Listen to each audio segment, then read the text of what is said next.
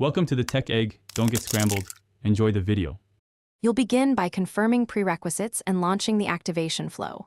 First, make sure your iPhone 14 is updated and connected to Wi-Fi so the Esim profile downloads reliably.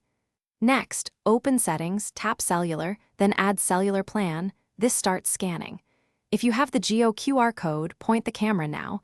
If you received activation details, choose Enter Details manually. Once done, the phone requests the Esim profile from Jio. Follow the on-screen prompts to accept and continue with installation.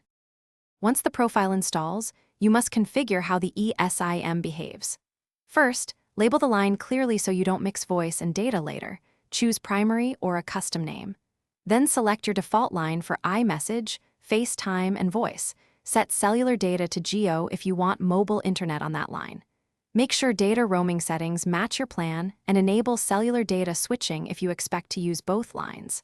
Finally, check network selection to ensure Jio registers on 4G. Finish by restarting your iPhone and confirming the Esim shows active with Jio's network name and a 4G or LTE indicator.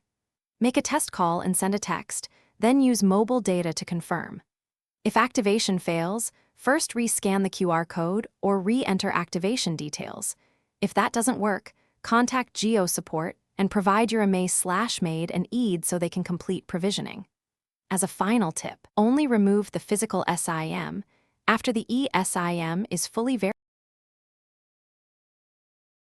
Thanks for watching. Consider subscribing if I helped unscramble your problems.